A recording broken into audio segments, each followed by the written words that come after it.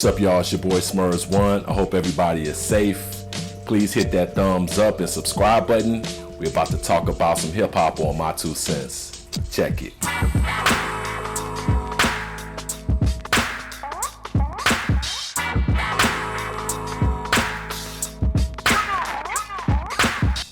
Alright, today's graph writer goes out to Mad C.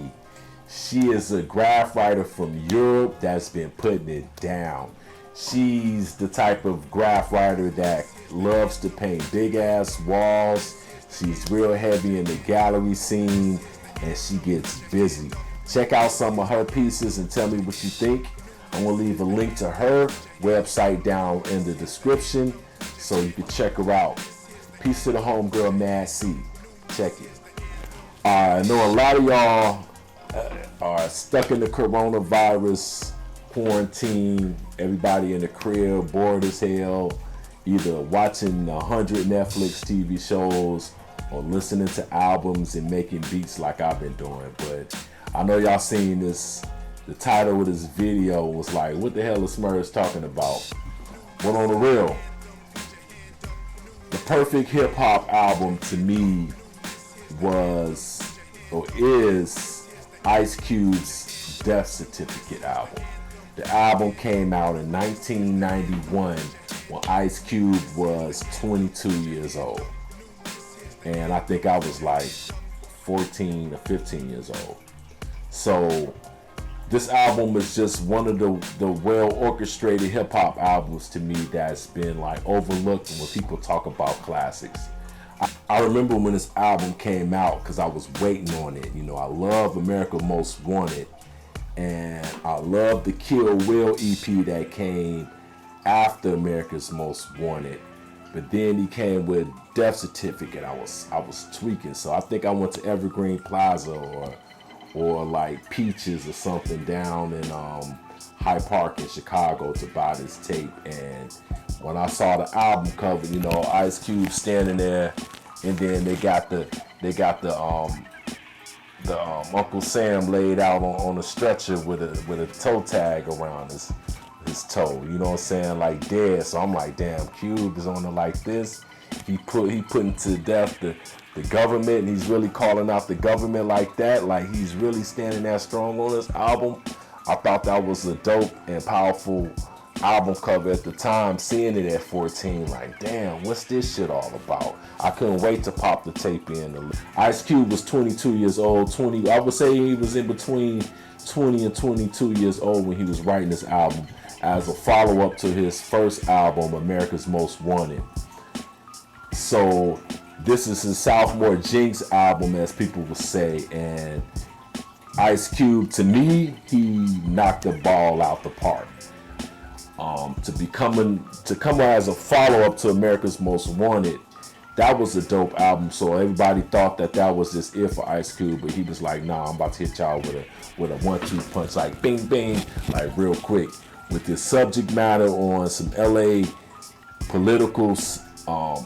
Just the subject matter alone, the album was broken down to two sides back then. You had the death side and the life side. The death side of the album was more some street like hip hop, you know, touch bases of like, you know, wrong nigga to fuck with. Look Who's Burning. Look Who's Burning is how I learned about safe sex back in the day. Then he had songs like Bird in the Hand. Bird in the Hand is one of the coldest beats. I'm sorry, that sample is just dope. And for him to just talk about a young man graduate from high school trying to figure out what he want to do, and unfortunately he get into the drug game and saying, hey, while the government is putting all these stacks against me, I'd rather take my risk on selling drugs to make a living versus trying to do this. You know what I'm saying? It was just the type of shit that Ice Cube was writing about. It's so relevant, and it's still relevant now. About 30 years later. Steady Mobbin was one of the singles off of the album, and it was just on some kicking it through the hood with your homeboys and doing certain things, and that's what it was. Another song on that side of the album was Giving Up the Nappy Dugout.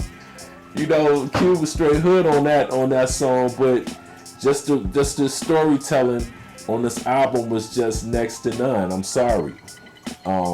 That's why I say that this album was a perfect hip hop album. In between his rhymes, his concepts, and his storytelling, Ice Cube was on his pinnacle on his second album. And another thing about this album, that Ice Cube was one of the first, I want to say it was this album, or maybe close to, he was one of the first rappers that had theatrical skits on his album.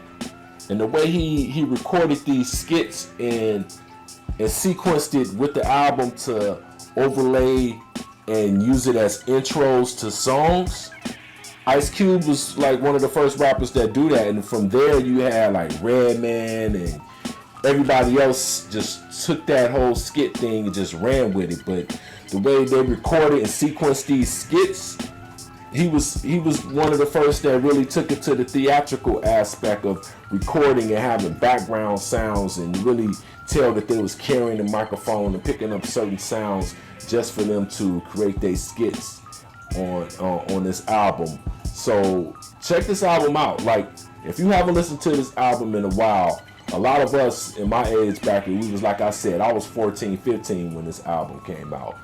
And I can still come back to this album now at 43 years old and still jam to it, and also pick up some stuff that I missed when I was a shorty or I couldn't really understand.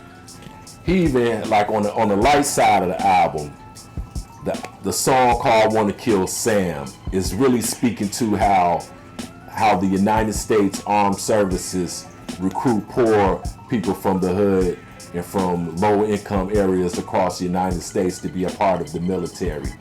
Why is that? And it's crazy how Ice Cube was speaking on that. And that's still relevant today. Like, you all don't give a fuck about poor people in this country, but you recruiting people to go, you know, fight in the services. Just my opinion. You got a lot of people say, you know, the military gave, you know, they gave me, you know, a good living and a career and this, that, and the third. But when you really look at it, where are all the recruiting officers at in your cities? I'll wait. And then Ice Cube was speaking on that. That's what's just dope about Ice Cube in this album. Like, all his subject matter was dead on point. I mean, you can listen to the album that Ice Cube was on his pro-black shit like all day on this album, and this album was heavily politically pushing his agenda on what he thought about the United States, what he thought about everything, what he thought about the streets, from females to just life. And also in this album, he was really pushing his agenda of being involved with the Nation of Islam. And I think a lot of that had to do with the content of this album, but it was really tying in from song to song. He was hitting, the content was just like bam, bam, bam. If you have another album, let me know. Let me know in the comments. Tell me what you think about it. And in the meantime, hit that thumbs up button while you're watching this. You know, I say this album is a perfect album in hip hop because of his subject matter. Even the song Black Korea, he's speaking on Asians opening up businesses in black neighborhoods and have the nerve to be racist. But you have the nerve to be racist, but you open up businesses in our neighborhood for financial gain. Why is that? Ice Cube was speaking on this back in 1991, and it's still relevant today because we still have the same issues in our communities. That's why I say that this album is perfect, because of his content and his message that he was putting into this album. We know Ice Cube, we know his story. You know, one of the original members of NWA, left NWA off of some shady shit, went solo and created the most successful hip-hop solo career to history. From rap to music, now to sports entertainment, Ice Cube is just one of them G's that's been holding it down, that's been true to it. You know, like it or not, he's one of those ones that's dope and is gonna always be dope. Yeah, as you can tell, I'm an Ice Cube fan, straight up. But This album is one of the most important albums of his career, Death Certificate. So if you haven't listened to it in a while, pull it up, listen to it again, and really analyze his subject matter in this album and the way he sequenced the album, the production, everything just hit bam, bam, bam, bam. And another thing about this album, it has no Vaseline on it. One of the ill-regarded diss tracks of all time.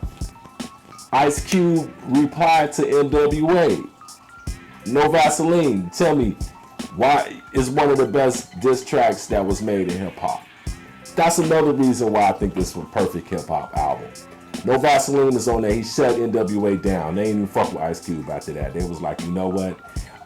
Yeah, let's done. And then after that, the whole NWA shit just disbanded after that. So yeah, No Vaseline is on there. He shut them down. Diss Dre, Eazy-E, all of them, all together like it wasn't shit. You got songs called A Summer Vacation where Ice Cube breaks down gang affiliation leaving from Cali to across the country. Peep it. This is 1991. Bloods and Crips were in California. Now we got Bloods and Crips in New York. Like I told y'all, I'm going to be taking y'all back, and this is one of the albums that I have to take y'all back for y'all to check out and take another listen to. If you haven't listened to this album in a while, or if you've never listened to this album, pull up Ice Cube's Death Certificate. The album is 20 tracks.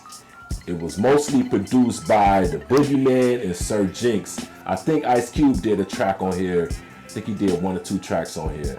But check it out. Tell me what you think. I think it's a perfect hip-hop album. Ice Cube, he's still dope. He's still doing a lot of dope shit in the culture. And I think he has a lot more. I think Cube is not, I think he's 50 now. But still killing. So you can't tell me any age limit to this culture. Check it out. Death Certificate, Ice Cube, came out 1991. Holla at your boy, the Smurfs 1. This is my 2 cents. Hit that thumbs up and that subscribe button. Holla at your boy. Peace out.